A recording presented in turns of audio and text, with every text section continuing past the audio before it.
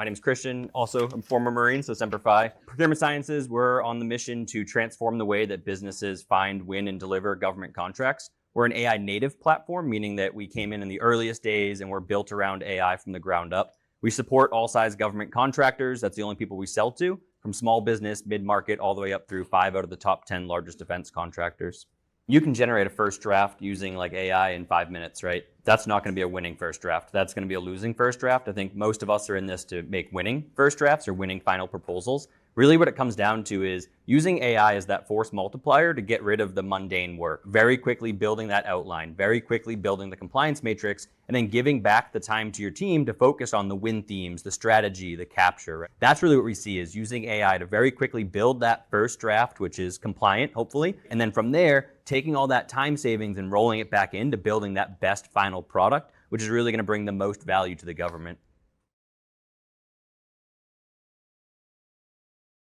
Traditionally, in like business development and capture, we're very targeted. And I was a former government contractor, so we would only go after bids that we felt like we had a very high P-win on. Now we're actually seeing a shift where with these AI tools, you can respond sometimes once you're trained to 10x more proposals. And what we actually saw from one customer was their BD team wrote off the deal. They were like, we're not going to go after this. They had a little bit of free bandwidth and they decided to use the AI to take kind of a Hail Mary. And in 17 days, they responded to a bid that they originally said they were going to no bid, and they won it. And the interesting thing is this is a mid-market company that won it from a top 50 government contractor, which was a $40 million bid. So we're seeing like this very quick shift where it used to be focused on your win rates. And that was like the number one metric that a lot of like executives were looking for. But it's actually changing now. We're using AI for a lot of companies brings your win rate down. And what actually happens is you have more ability to respond to more proposals. So while your win rate might actually go down 10, 20, 30%, you're actually going to see an accuracy as far as like the number of revenue and the number of wins that you're actually landing.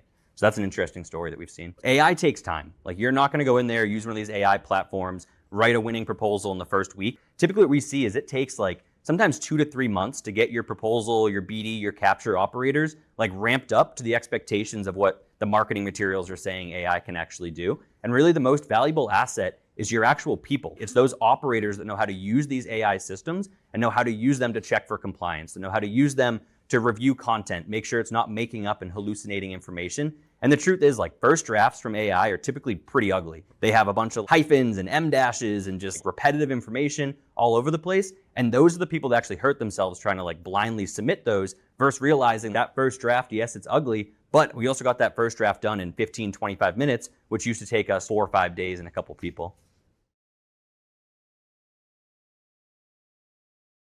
If anyone doesn't know what a hallucination is, so hallucination is when a large language model makes up something. It's not factual. Go back to the basics of how like LLMs work. An LLM is a predictive algorithm. What that means is that an LLM is predicting the next couple words in a sequence. By default, you cannot beat hallucination. The top model providers have been trying to, and scientists have come out that hallucinations cannot be combated. But to kind of double click what you're saying, data is very important. So these like generic AI models are trained on trillions of parameters of data, just massive data sets. So when you try to tell it to do something related to the FAR, tell me about the FAR, it is looking across all of its data and trying to understand what it was trained on as it's commingled with all this other data at the same time as it's being trained. Versus when you use like a purpose-built tool for like government contracting, what we're doing is we're hyper kind of specific training it towards just the FAR, just the DFARs, information related to government contracting, which allows it to better focus. The last thing I would say there is that a strong platform is going to citate where the information's come from, right? So it's going to say like 1, 2, 3, 4, 5 in-text citations of this is where the data pulled from so you can go back and verify it. I think the super important thing to understand though is even with the best data sets and with those citations, AI can still hallucinate. And that's where it comes back to training and investing in training your people up front to understand how to spot that and where to go in there and double verify so you don't get yourself disqualified or in legal trouble.